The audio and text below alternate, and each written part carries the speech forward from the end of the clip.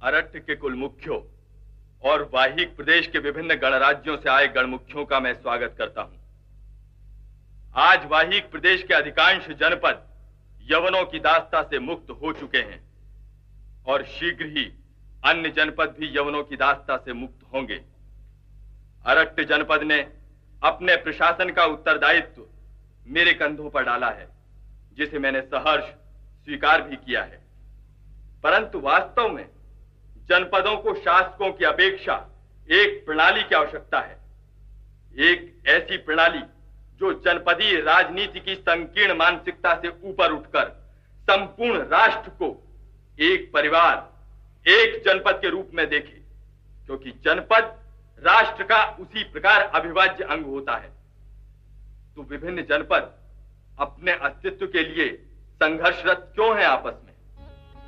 क्या अपने परिवार के किसी पीड़ित सदस्य को देखकर आप पीड़ित नहीं होते?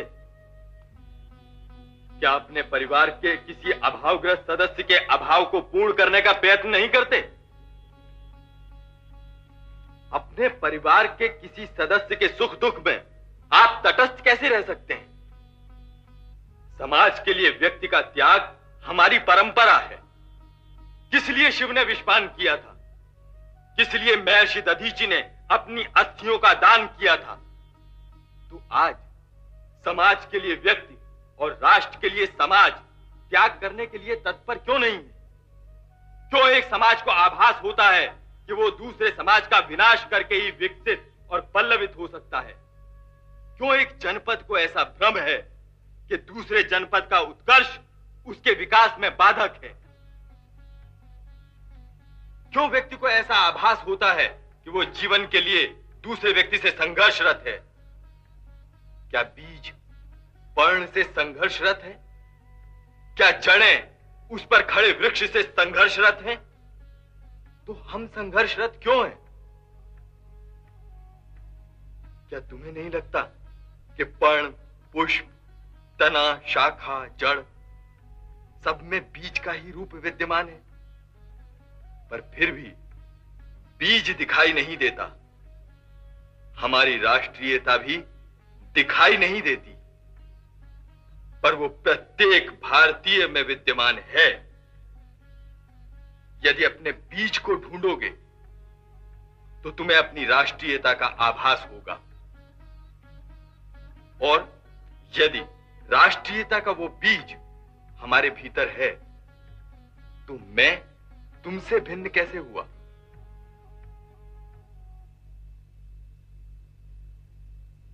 तो क्या आवश्यकता थी हमें यवनों से लड़ने की, जबकि हम सभी जानते हैं कि इस धरती पर जीने का जितना अधिकार हमें है उतना अधिकार उन्हें भी है। पर फिर भी हमने यवनों के शासन को अस्वीकार कर दिया। क्यों? मैं तुमसे पूछता हूं युवक। क्योंकि मुझे स्वतंत्रता प्रिय है। हमने यवनों का विरोध किया क्योंकि हमें स्वतंत्रता प्रिय है। पर क्या अर्थ है इस स्वतंत्रता का? क्या स्वतंत्रता का अर्थ मात्र किसी व्यक्ति अथवा शासन की पराधीनता से मुक्ति है? क्या व्यक्ति की स्वतंत्रता का अर्थ स्वेच्छा है? क्या व्यक्ति को समाज के बंधन स्वीकार नहीं करने पड़ते? क्या समाज को राष्ट्र के बंधन स्वीकार नहीं करने पड़ते? तो व्यक्ति को समाज और समाज को राष्ट्र के बंधन स्वीकार करने के पश्चात भी क्यों ऐसा लगता है कि वो स्वतंत्र है? क्या है वो स्व का बोध जो व्यक्ति, समाज और राष्ट्र में सामान्य है? क्या है वो तंत्र जिससे बंधने के पश्चात भी व्यक्ति, समाज और राष्ट्र को स्वतंत्रता का बोध होता है? किसने निर्माण किया है वो तंत्र जिसे आप सभी स्वेच्छा से स्वीकार करते हैं? क्या देती है वो स्वतंत्रता जिसके लिए व्यक्ति स्वयं का उत्सर्ग करने के लिए तत्पर हो जाता है? क्या है वो तंत्र जिसे हम स्वतंत्र कहते हैं? क्यों हम स्वतंत्रता पूर्वक जीना चाहते हैं और यवनों की उस परतंत्रता को स्वीकार नहीं करना चाहते? इस स्व और पर में क्या अंतर है? क्यों हम यवनों के उस तंत्र को स्वीकार नहीं कर पाए? क्योंकि हमारी उस तंत्र में आस्था है जिसका निर्माण हमारे तत्वचिंतकों और मनीषियों ने किया है। क्योंकि हमें उन जीवन मूल्यों में आस्था है जिनका निर्माण हमारे स्वजनों ने किया, और समष्टि के कल्याण के चिंतन की वो थाती विरासत में हमारे हाथों आती गई, जिनका निर्वाह हमारी पूर्व पीढ़ियों ने किया। शाश्वत सत्य और ज्ञान के प्रकाश में जीवन के जिन मूल्यों का निर्माण हमारे ऋषियों ने किया, वो हमारा स्वतंत्र है। उन्हीं श्रेष्ठ जीवन मूल्यों के प्रकाश में हम अपनी सामाजिक व्यवस्था की प्रणाली निश्चित करते आए हैं। हमारे व्यक्तिगत, सामाजिक और राष्ट्रीय जीवन का आधार हमारे अपने पूर्वजों का तंत्र ही हो सकता है। इसीलिए हम स्वतंत्रता के आग्रही हैं। परंतु क्या वो प्रणाली, क्या वो पद्धति, क्या वो स्वतंत्रता मालव और क्षुद्रक के लिए भिन्न है? क्या केकय व पांचाल के लिए भिन्न है?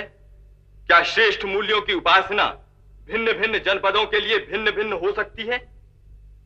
जिन सामाजिक मूल्यों की स्थापना हमारे अपने पूर्वजों ने की हो, वो भिन्न भिन्न जनपदों के लिए भिन्न भिन्न कैसे हो सकती है?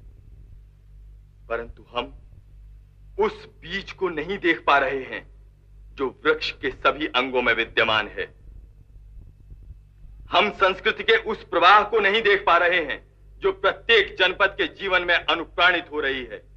जनपद उसी विशाल वृक्ष की शाखाएं हैं, परंतु हमारा बीज एक ही है।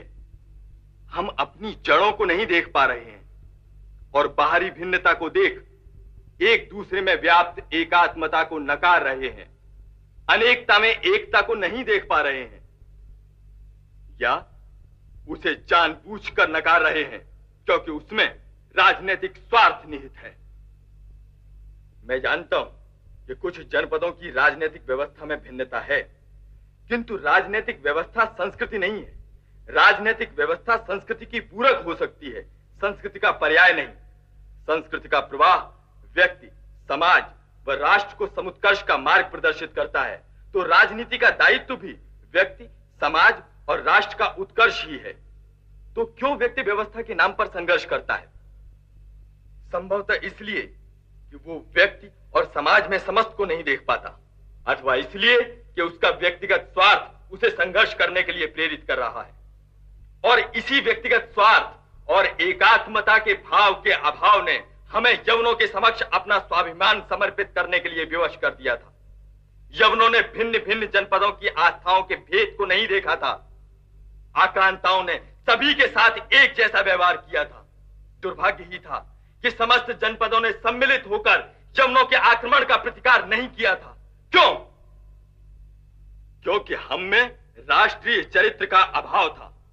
यदि समस्त जनपदों ने राष्ट्र के रूप में संगठित होकर यवनों का प्रतिकार किया होता, तो क्या यवनों के लिए इस धरा पर विजय पाना संभव था? यदि सिंधु की रक्षा का दायित्व समस्त जनपदों ने लिया होता, तो क्या यवनों के लिए सिंधु को पार कर पाना संभव था?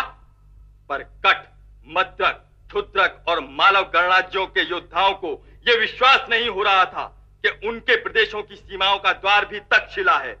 जहां तक हमारी संस्कृति का विस्तार है, वहां तक हमारी सीमाएं हैं। हिमालय से समुद्र पर्यंत तक की भूमि हमारी अपनी भूमि है, हमारा अपना राष्ट्र है।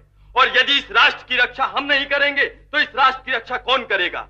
यदि हमने अब भी संगठित होकर राष्ट्र के रूप में अपना परिचय नहीं दिया, तो आक्रांताओं का पुनरागमन हो सकता है और इतिहास की पुनरावृत्ति। यदि हम अभी भी संगठित नहीं हुए, तो आक्रांताओं का मार्ग प्रशस्त है। आवश्यकता है हमें एक छत्र के नीचे एकत्र होने की, ताकि ये राष्ट्र सुदृढ़, सक्षम हो, शक्तिशाली हो, गौरवशाली हो, और हम अमृत के अमर्त पुत्र कह सकें कि प्रशस्त पुण्य पंथ है। बढ़े चलो, बढ़े चलो। मां भारती की जय, मां भारती की जय, मां भारती की जय।